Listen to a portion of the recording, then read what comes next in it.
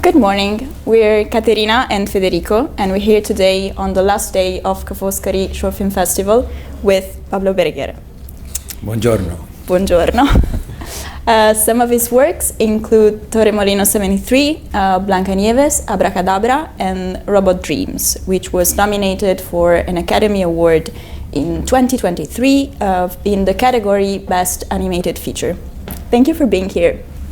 It's a pleasure, you know. I'm so happy to be in Venice and to be in this great festival. I'm enjoying it very much. I'm just sad that it's the last day, of the festival. Yeah. Tomorrow I have to go back to Madrid. Well, it's not bad. It's not bad. I like Madrid. So let's get started with the questions.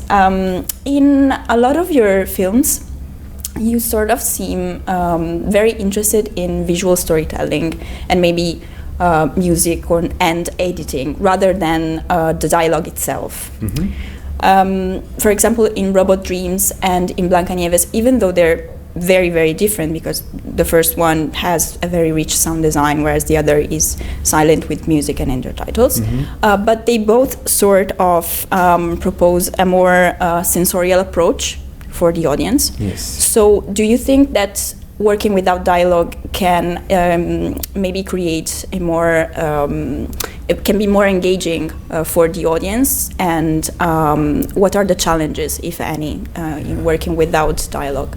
Yeah, I truly agree with you. I think when you make a film without dialogue, when you write with images and music, you can draw the audience much more into the screen. Mm-hmm. The experience is different. I even think that a film like Blancanieves or Robot Dreams, in a way, is as a genre will be closer to an opera or to a ballet than what you call like a film. You know, I think when films are dialogue driven, they're more intellectual. You know, you have to almost sometimes go straight to your brain and you have to translate it. But when it's visual, it's more intuitive. It's more like, as you said, sensorial experience, and I like that. And at the same time, I think cinema, what makes a unique form to express in difference with literature or fiction is the camera, the editing. You know, it's its own language, and I think when you do visual storytelling, I think it's closer to music than anything else. So I really believe that for me, that's the way I feel more comfortable, the way I tell the stories.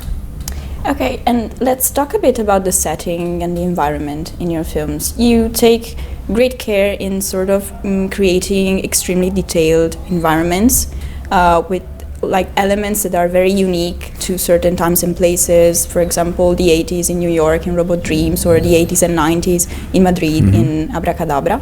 So what is the process behind that? And do you see the environment as sort of a character in your films? And what is the story, like the role in the storytelling? Yeah, the thing is that I don't know, since I was a kid, for me to go into the cinema, it was like to get in a time machine. I love the idea that you pay your ticket, the lights go off, and you go somewhere else, a place that you have nothing, you don't know anything. So since I started making films, I like the idea that each of my film, the audience will travel in time. You know, in Torremolino 73, they travel in time to Spain in the 70s. And in Blancanieves, you traveled Spain in the 20s. In Abracadabra, which is kind of like a little bit surreal, strange, but it's the 21st century, but you have traveling time to the 80s, and of course Robot Dream is you traveling time to New York in the 80s. And also the place is important, not only the traveling in time, where are you going? For example, Robot Dreams is New York. Mm-hmm. I lived 10 years in New York, so I really wanted to capture that feeling, and like for people like you, the younger people, or people didn't have the opportunity to see New York in the 80s. Mm-hmm. If they come to see the film, you really get a little bit of the flavor, because we really took care of every single detail. We didn't want us to make a generic New York. You know, the streets, the buildings, every single detail had to be precise. Although you think it's an animated film, for me, it's a period film. It doesn't matter if it's animated or live action. So we have to be as careful as when I made a Blancanieves, that it was the 20s. Now we made a movie in the 80s in New York. It's draw, but we have to take care of every single detail. And of course, the locations are a protagonist. In New York, it's a protagonist of Robot Dreams. It's Robot, Dog, and New York. In Blancanieves, of course, Seville and Andalusia is a protagonist. In Abracadabra, it's Madrid, because also it's a love letter to Madrid, Abracadabra. So I think the setting in a film is always a protagonist as well.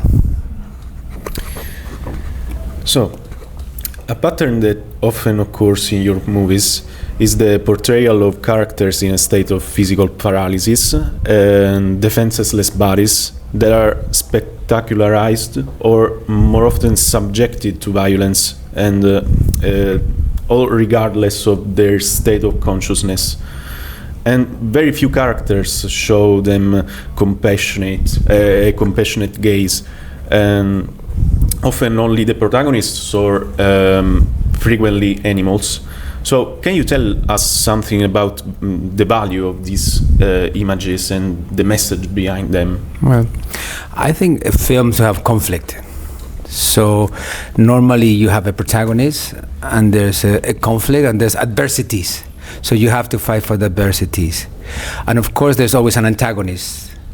In the case of Robot Dream, the antagonist is society. There is no like a clear antagonist. But of course, in Blancanieves, the antagonist is the stepmother, which is the most evil stepmother you can even imagine. And of course, in Torremolinos 73, you have this owner of this publishing company that is a true antagonist. But at the same time, I like to have that my protagonists have a lot of light. They're common people, they're anti-heroes, they're people like you and me.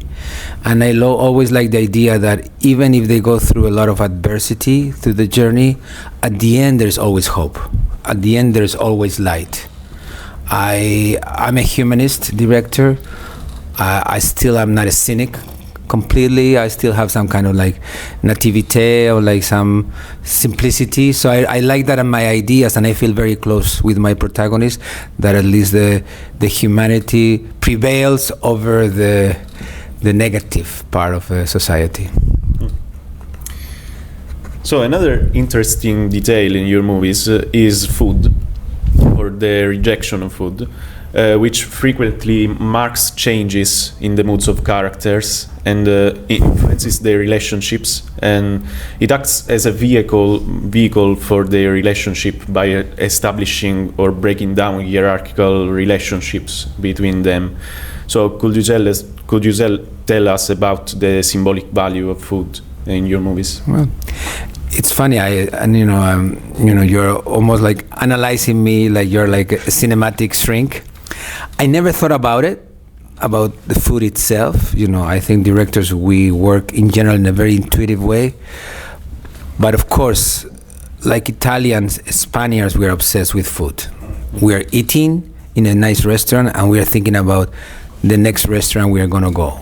We're thinking about what we're going to have for dinner and we are having lunch. So in reality, yes, there's always something about food.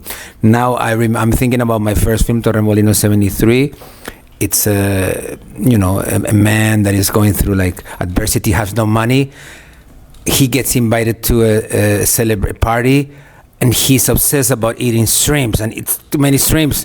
And because he's working class, so he's never eaten so many shrimps, and then he vomits. So definitely food has a meaning there completely. In Blancanieves, one of the most important scenes is when the stepmother makes Blancanieves to eat her own pet, the Pepe, the cock. So of course, definitely, and in Abracadabra, there's a dinner scene that is very important, and in Robot Dreams, of course, you have a big barbecue at the end. Of course, I don't know. I think food is such a big part of life. I think it's like, and somehow, when a director makes films, he just talks about what he knows. For example, one of the great things of being here in Ca' Foscari Festival is just I'm having amazing lunch and dinner. I'm discovering the select spritz. I'm discovering a lot of things. So maybe my next film, I should put some homage to the spritz. I'm addicted. Okay. So another detail that we had noticed is that in all of your films, you have included your name as an Easter egg in different situations. So are you just having fun, or is it a way of testing the audience's attention span? Or maybe I'm egocentric. Well, directors, we are egocentric just by nature. You know, somehow you have to convince hundreds of people that you have a great idea and you want them to follow you. So I of course, I think I make my children, which are my films, they're beautiful and handsome. But now, seriously, it's just a joke. You know, it's a little game. You know, I don't appear in my films. I never have appeared like cross in the film. Like I don't do a Hitchcock thing, like to be like in the film. But somehow I use, for example, I would say all the names that appear in all my films, they're connected with my family, with my friends, people that I like or people that I dislike. People I hate, I put some names that for negative characters. And of course I put my name in different places. I put numbers that I like. For example, number 21. I was born the 21. My wife was the 21, and my daughter is the 21. So for me, 21 is magical. 73 is magical. I believe in numerology. I don't know, and even places that appear in the film, they are very connected to, like, for example, Robot Dreams, the address of Dog, where Dog lives. That was my last apartment in New York. So I think if somebody examines my work, they can find clues about who I am, when I was born, or friends. And yeah, I think it's nice to have part of you in the film. And yes, but in Robot Dreams especially, like, it was not something that I proposed. It's not that I told them to put my name in many places. It's just the art department, the art director. They wanted. The only one that I put expressly in the script, it was that the box, the company that makes the robot, is Berger or Berger Corp. Like, because I'm the director, I think the director is kind of like the creator of the film. So that was a self homage. And to conclude, are you able to share if you're working on anything at the moment? And also, since we're here in a festival that sort of celebrates young talents, do you have any advice for aspiring filmmakers? Okay, I'm writing right now. As you said, I went to the Oscars with Robot Dreams, so as you can imagine, that was a roller coaster ride. I traveled all over the world.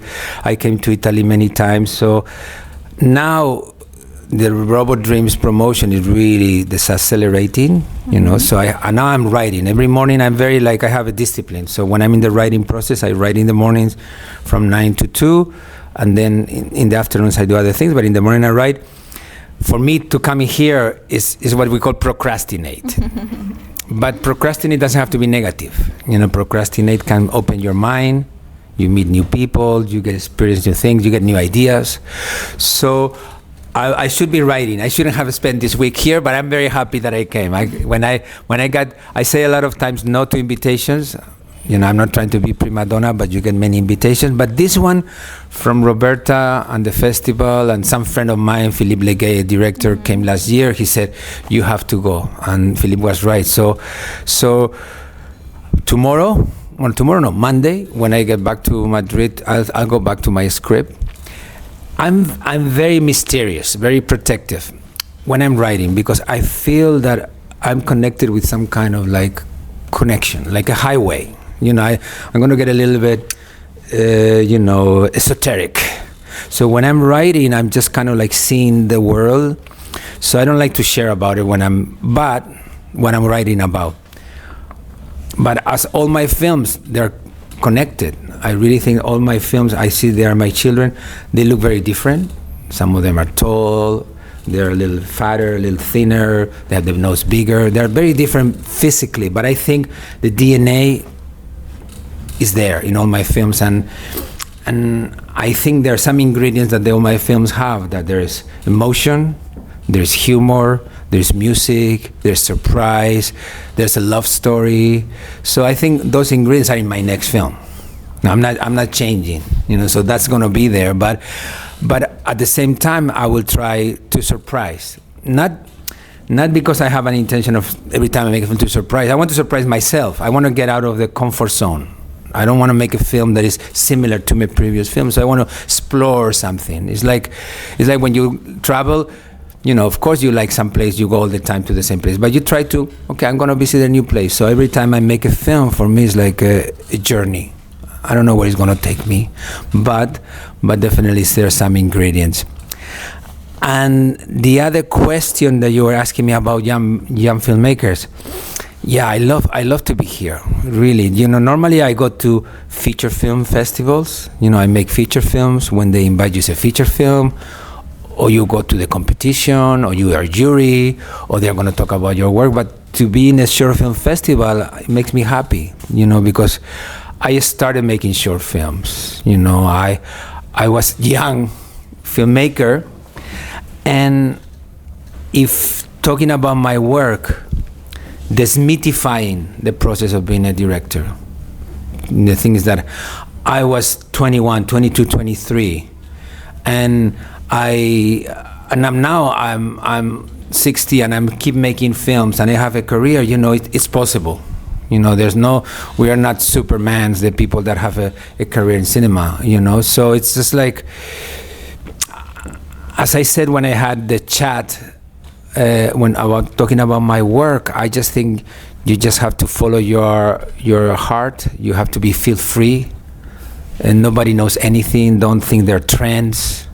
Just be honest, I think, and I think you have to believe that if you want to be a film director, you know, it's not a straight line. There's no straight line. There's always like curves, and there's stops, because life takes you to place. The only thing you need to have is kind of like a direction, you know, and enjoy the ride, you know, and I think, you know, I don't want to be Yoda here, like giving like advice, but I think what I said is just common sense. It can follow for any career. It's not to be a director, or you can be anything you want to be. Is, you know, just you have to have a sense of direction, but sometimes maybe you have to stop for whatever reason, and maybe you have to return. But definitely, if you want something, I think you have to, I mean, when you're young, you have to be very ambitious, but not ambitious in a negative way. You know, ambitious doesn't mean that you would do anything to get where you want. No, never do that. Just, you have to be a human being first, but ambitious in the sense that you have to aim very high. As high as, you know, you say, oh, I want to be an astronaut. You think it's ridiculous, but no, it's not ridiculous. If you really, when you're in your 20s, you have to say, okay, I'm gonna, you know, because, you know, it's, when I was young, I said, like, I want to be a film director. It was like really ridiculous. I didn't have anybody in my family. There was no film school. I didn't know anybody around me, and, you know, I'm here. So follow your dreams, you know, chase your dreams. Amazing. Thank you so much. That is it for us, and thank you for being here at the Kapowska Short No, Festival. Thank you. It's a pleasure, and you guys do amazing interviews, you know. Thank you. Thank you, Federico. Thank you, Caterina.